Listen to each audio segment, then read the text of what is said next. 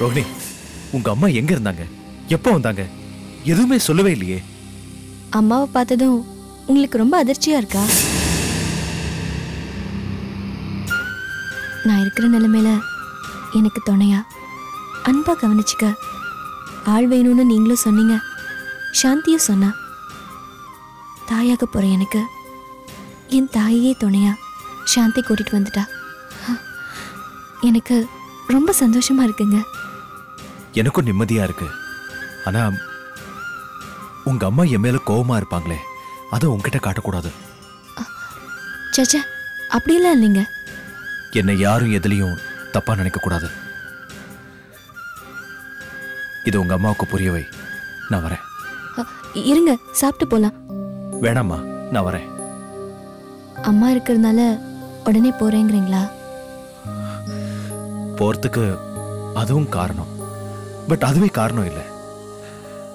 Tension. நான் அப்புறமா வரேன். Take care.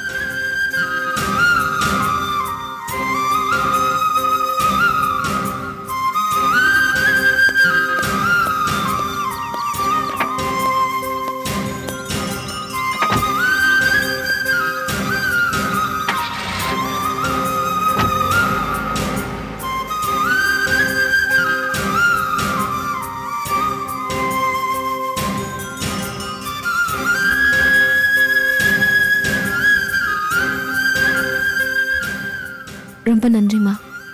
எதுக்கு? அவரை பார்த்து நீ கோவப்பட்டு ஏதாவது பேசிடுவியோன்னு ரொம்ப பயந்தேன். ஆனா மௌனமா இருந்துட்ட. அதுக்கு தான். பேசுறதுக்கு மனசுல நிறைய இருந்தது, ஆனா பேசாம இருந்துட்டேன். அவர் மேல இருக்கிற கோபம், வெறுப்பு எல்லாம் அப்படியே தான் இருக்கு. தாலி கட்டாமலேயே உன்னை தாயாக்கின அவரை பார்த்து சந்தோஷமா பட முடியும். ஆனா அவரை கோச்சிக்கிறதுக்கு எனக்கு எந்த தகுதியும் இல்லம்மா. உன்னை அம்போன்னு விட்டுட்டு வந்தவனா இப்ப இந்த சாந்தியால தான் உன்னை பாத்துக்கிறதுக்கு வந்திருக்கேன். அதை தவிர எந்த உறவும் இல்லை. அவரை கண்டிக்கிறதுக்கு எனக்கு எந்த உரிமையும் இல்லம்மா. அம்மா, அவர் எனக்கு தாலேன்னு ஒண்ணு தரலையே தவிர எனக்குன்னு ஒரு இடம் மனசுல பாசத்தோட என்ன பாத்துக்கிறாருமா. என்னால அவர் படுற கஷ்டத்துக்கு நான் தான் அவருக்கு நன்றி சொல்லணும்.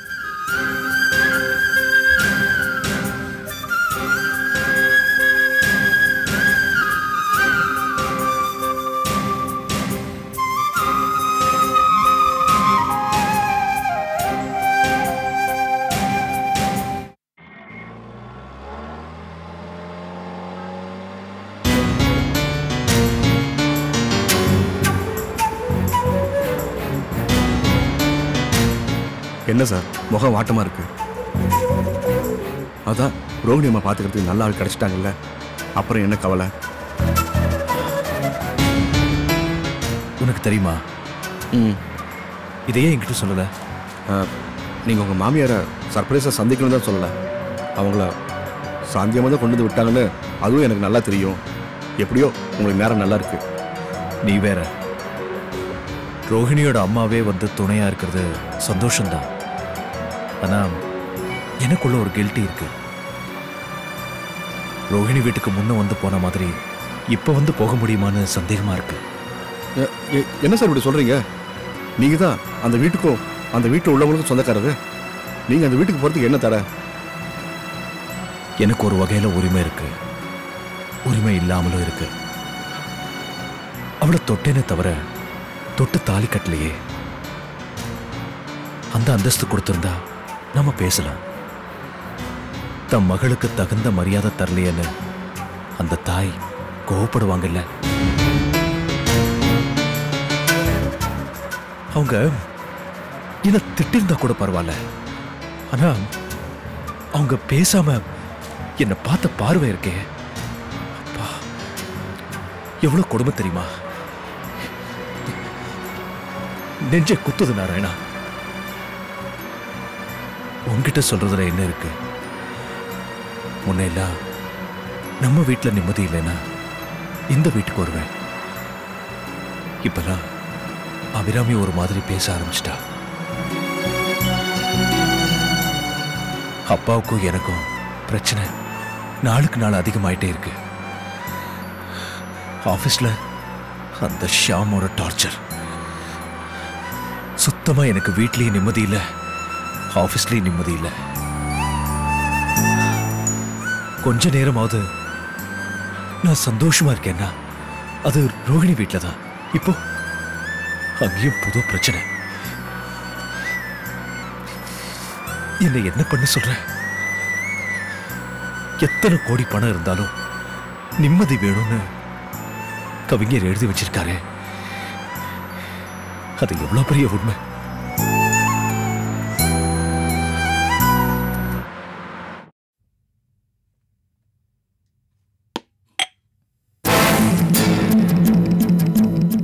என்ன நலான்?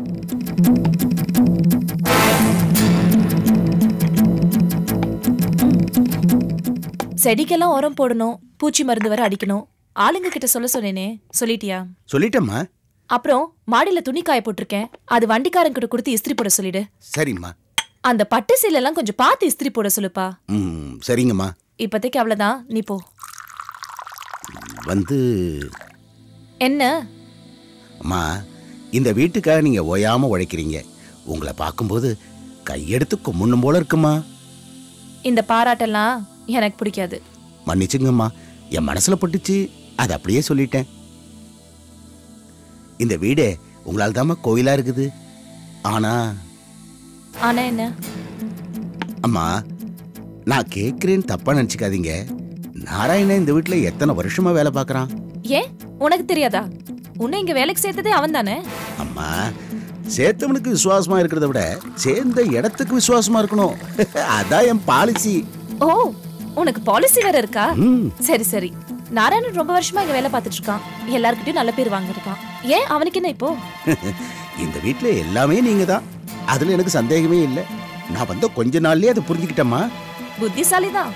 அம்மா, ஐயாவுக்கு காரை ஓட்டிக்கிட்டு உங்க வீட்டு ஒப்பியே தின்னுக்கிட்டு உங்களுக்கே துரோகம் செய்யறாமா அந்த நாராயண. என்ன சொல்ற? அம்மா, உங்களுக்கு எதிராவே பேசுறாமா. உங்களை மதிக்கிறத விட சாந்தி அம்மாவையே வசத்தி பேசுறான். இப்ப கூட அர்ஜுன் சாந்தி அம்மாவை ராக்கி கிட்ட சொன்னது தப்புன்னு சொன்னேன், அவன் சரிங்கிறான். அது மட்டும் இல்லம்மா, நடந்தது சாந்தி அம்மாவுக்கு கௌரவங்கிறான். தெரியாம தான் கேக்குறேன், அவன் உங்ககிட்ட வேலை செய்யறானா சாந்தி அம்மாட்ட வேலை செய்யறானா? அம்மா, உங்களை நான் பாராட்டி பேசினா அந்த நாராயணன் என்னை எடுத்தெறிஞ்சு பேசுறாமா. அம்மா, நான் பேசினது தப்பு இருந்தா என்ன மன்னிச்சிருங்கம்மா. இல்ல, அவனுக்கு தான் வர வர திமிர் ஜாஸ்தி ஆகுது. அவனை என்ன பண்ணுன்னு எனக்கு தெரியும், நீ போ. சரிங்கம்மா.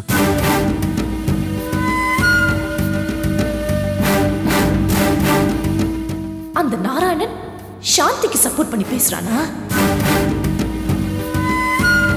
பாத்துக்கலாம்.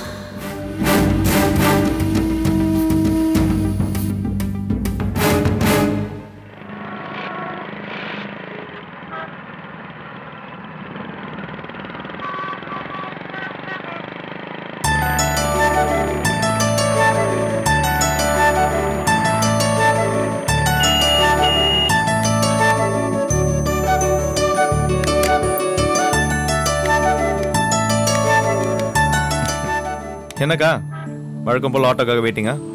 ஆமா அர்ஜுன். ஒரு கோடீஸ்வரம் வீட்டு மருமக இப்படி ஆட்டோக்காக வெயிட் பண்றது நல்லாவா இருக்கு? வேண்டாத மருமக தானே நானு, வீட்லயே ஒண்டிட்டு இருக்கேன். இதுல கோடீஸ்வர மருமக வேறேன்னு பட்டோம். இத பாருங்கக்கா, அது உங்க உரிமை, அதை யாராலையும் தடுக்க முடியாது. நீங்க கொஞ்சம் தைரியமா இருந்தா போதும். என்னதான் தைரியமா இருக்கிறது? ஏதோ ஒரு நாள் நல்லது நடக்கிற மாதிரி இருக்கு, அப்புறம் பார்த்தா எல்லாமே தப்பா போயிடுது. போ அர்ஜுன், மனசுக்கு ரொம்ப வேதனையா இருக்கு. ஏங்கா, ஏன் இப்படி மனசு உடைஞ்சு போய் பேசுறீங்க? ஆமா அர்ஜுன், நீ ராக்கி கட்ட சொன்னது, எனக்கு பரிசு கொடுத்து அக்கான்னு பாசமா கூப்பிட்டது, இது எதுவுமே அனிதாவுக்கும் மாமாவுக்கும் பிடிக்கல. அது சம்பந்தமா என் மாமனார் கிட்ட கலாட்டா பண்ணிட்டு போயிட்டான். அதை விடுங்கக்கா, வீட்டுக்கு வந்து என்கிட்ட கூட தான் தாம் தூன்னு குதிச்சா. அப்பா வேற உங்களை சப்போர்ட் பண்ணா அவளுக்கு இன்னும் கோவம் ஜாஸ்தி ஆயிடுச்சு. அவளையும் நம்பவே முடியலக்கா. ஒரு நாளைக்கு நல்லா இருக்கா, இன்னொரு நாளைக்கு முருங்கை மரம் வேதாளம். உன்னை விரும்பி காதலிச்சு கல்யாணம் பண்ணிக்கிட்டா, ஏன் இப்ப இப்படி பண்றா? என்ன காரணம்? அதுக்கு காரணம் அவ இல்லக்கா. அவ மனசை மாத்துறது, வேப்பல் அடிக்கிறது எல்லாமே அந்த அபிராமி தான். நீங்க நம்புவீங்களோ மாட்டீங்களோ, ஆரம்பத்துல இருந்து எல்லா குழப்பத்துக்கும் அந்த அபிராமி தான் காரணம். என்ன சொல்ற? ஆமாக்கா, அவளுக்கு நல்ல குணமும் இல்ல, நல்லதையும் செய்யறது இல்ல. மொத்தத்துல அவன் நல்லவளே இல்ல. ஆனா பாக்குறதுக்கு மட்டும் பசு மாதிரி இருப்பா. விஷம் விஷம், உடம்பு பூரா விஷம். ஒரு விஷப்பாம்புன்னு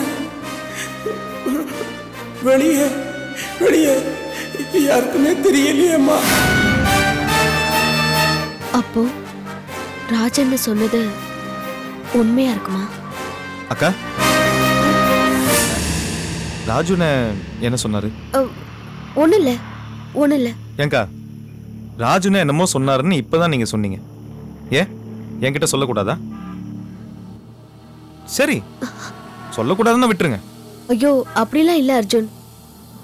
உன்கிட்ட சொன்னா என் பாரமா குறைஞ்ச மாதிரி இருக்கும். ராஜனை இறக்கும்போது என்கிட்ட ஒரு விஷயம் சொன்னாரு. என்ன சொன்னாரு? நான் சொல்றத நல்லா கேட்டதும்மா.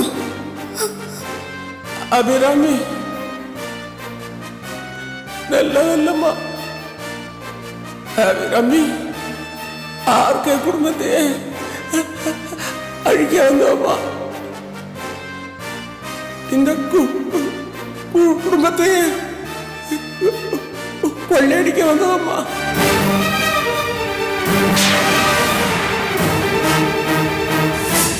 எல்லார்கிட்டயும் நல்ல பேர் வாங்கி கொஞ்சம் கொஞ்சமா என்னோட மாமனார் சாம்ராஜ்யத்தை தான் கைக்குள்ள போட்டுக்க துடிக்கிறா. மோசக்காரின்னு சொன்னாரு. என்னால அதை நம்ப முடியல. அக்காவா இப்படின்னு பல தடவை நான் குழம்பி போயிட்டேன். இல்லக்கா, இனிமே குழப்பமே இல்லை. அந்த அபிராமி 100% விஷம் தான். ராஜுன்னு சொன்னதும் என் மனசுல படுறத உறுதிப்படுத்துற மாதிரி இருக்கு. இந்த விஷயம் தெரிஞ்சதும் நீங்க கார்த்திகிட்ட சொல்லிட வேண்டியதானே? அங்கதான் அர்ஜுன் சிக்கல இருக்கு. அவரை பொறுத்த வரைக்கும் அபிராமிய தாய் மாதிரி நினைச்சிட்டு இருக்காரு. அப்படி ஒரு மரியாதை அவர்கிட்ட நான் சொன்னா கண்டிப்பா என் பேச்சு எடுபடாது. வீணா எங்களுக்குள்ள பிரச்சனை தான் வரும். ஊமை கனவு கண்டா மாதிரி இப்ப எதுவுமே பேச முடியாத சூழ்நிலையில இருக்கேன். எனக்கும் உனக்கும் தெரிஞ்சது எல்லாருக்கும் தெரிஞ்சாதான் அபிராமியோட உண்மையான சுயரூபம் தெரியும். சரி, வேண்டாம். நீங்க சொன்னதான பிரச்சனை. கார்த்திகிட்ட நான் சொல்றேன். கார்த்திக் எனக்கு மச்சான் மட்டும் இல்ல, என்னோட பெஸ்ட் ஃப்ரெண்ட் தான். உங்க ஃப்ரெண்ட்ஷிப் தான் கெடும். வேற ஒண்ணு நடக்க போறதில்ல. உங்களுக்குள்ள இருக்கிற நல்ல உறவு முறிஞ்சு போயிடும். இது எல்லாத்துக்கும் மேல என் மேல பாசம் வச்சிருக்கிற நீ என் மாமனார் வீட்டுக்கு வந்து போறதே கட்டாயிடும். அதுக்காக நான் தான் வருத்தப்படணும். இதெல்லாம் தேவையா? யோசிச்சு பாரு. சரிக்கா, இப்போ நானும் சொல்லக்கூடாது, நீங்களும் சொல்ல மாட்டேங்கிறீங்க. அப்போ என்னதான் பண்றது? அதையாவது சொல்லுங்க.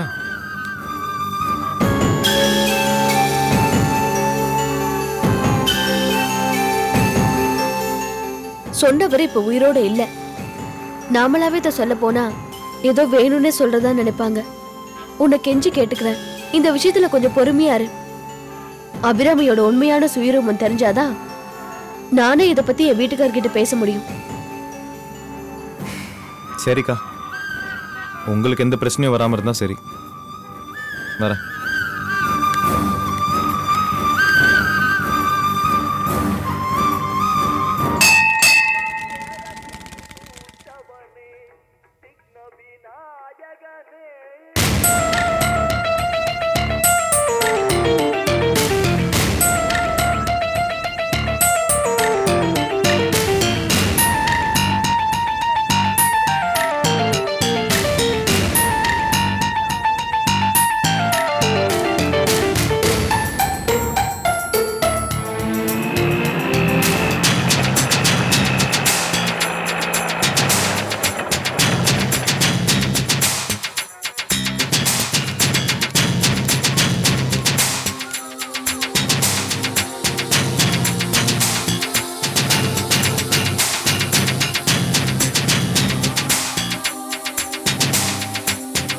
சாரி அனிதா, லேட் ஆயிடுச்சா? கோவிலா இருந்ததுனால பரவாயில்ல. ஆமா, ஏன் என்ன கூப்பிட்ட? எங்க வீட்டுக்கு வந்திருக்கலாம்ல, இல்லன்னா நான் நம்ம வீட்டுக்கு வந்திருப்பேன். உங்க வீட்ல உங்க மாமனார் மாமியார் இருப்பாங்க, எதுவும் ஃப்ரீயா பேச முடியாது. நம்ம வீட்ல அந்த உதவாக்கற உமனா முஞ்சி சாந்தி இருப்பா. ஆமா ஆமா அதுவும் கரெக்ட் தான். சரி நீ சொல்ல வந்த விஷயத்த சொல்லு. நம்ம வீட்டுக்கு ஜோசியர் வந்துட்டு போன விஷயத்த அக்கா உங்ககிட்ட ஏற்கனவே சொல்லியிருப்பாங்களே. ரொம்ப விவரமா தெரியாது, ஓரளவுக்கு தெரியும். கார்த்திக் மாமாவோட ராசியும் சாந்தியோட ராசியும் ஒத்தே போகாதான். எப்ப பார்த்தாலும் வீட்டுல ஒரே பிரச்சனையும் குழப்பமா தான் இருக்குமா. அவங்க 2 பேரும் பிரிய போற கட்டம் கூட இருக்குன்னு அவர் ரொம்ப ஸ்ட்ராங்கா சொல்லியிருக்காரு அனிதா. இந்த கல்யாணம் நடக்கக்கூடாத கல்யாணம் நடந்திருக்குன்னு வேற சொன்னாரு. இதுக்கு போய் ஜோசியம் பாப்பாங்களா? அவ வந்ததுல இருந்து நம்ம வீட்டுல பிரச்சனைக்கு மேல பிரச்சனை, குழப்பத்துக்கு மேல குழப்பம். இப்ப நான் பேச வந்தது அதை பத்தி இல்ல.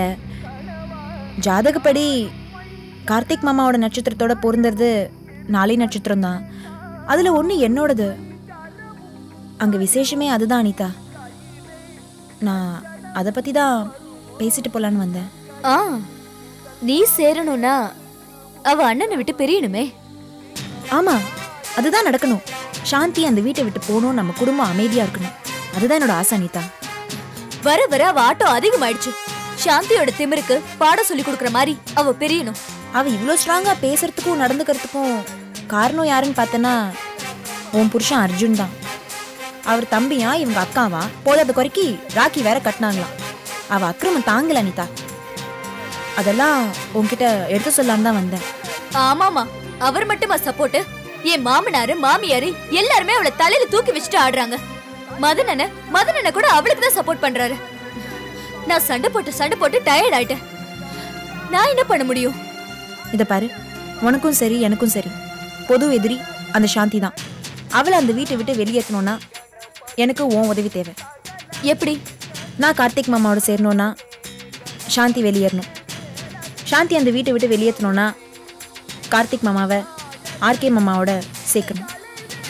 ஆர்கே மாமா கார்த்திக் மாமாவை ஏத்துக்கிட்டாலும் நிச்சயமா இந்த ஜென்மத்துல சாந்தியை தன்னோட மருமகளா ஏத்துக்கவே மாட்டார். சோ சாந்தியை பிரிக்கிறது ரொம்ப ஈஸி. இதுக்காக எங்க அக்கா ரொம்பவே போராடிட்டு இருக்காங்க. எங்க அக்கா மட்டும் இதுக்கு போராடினா பத்தாது, இதுக்கு உன்னோட ஹெல்ப்பும் தேவை அனிதா. ஏன்னா நீ மாமாவோட செல்ல பொண்ணு. நீ போய் மாமா கிட்ட அப்பா அப்பா கார்த்திக் கடனை ஏத்துக்கோங்க அப்படின்னா மாமா கண்டிப்பா கேட்பாரு. ஒரு பக்கம் நீயும் இன்னொரு பக்கம் எங்க அக்காவும் மாமா கிட்ட பேசினா கண்டிப்பா மாமா மனசு மாறும். கார்த்திக் மாமாவை ஆர்கே மாமா கூட சேர்த்துட்டா போதும், மத்தது நாங்க பார்த்துப்போம். நீ என் அண்ணனோட சேர்ந்து வாழறியோ இல்லையோ அது வேற விஷயம். ஆனா ஏன் வெறுப்பெல்லாம் அந்த சாந்தி மேலதான். அவ அந்த வீட்டை விட்டு போகணும். அதுக்காக நான் அதை ஒத்துக்கிறேன். அப்பா கிட்ட பேசுறேன். Okay, thanks Anitha. Thank you so much.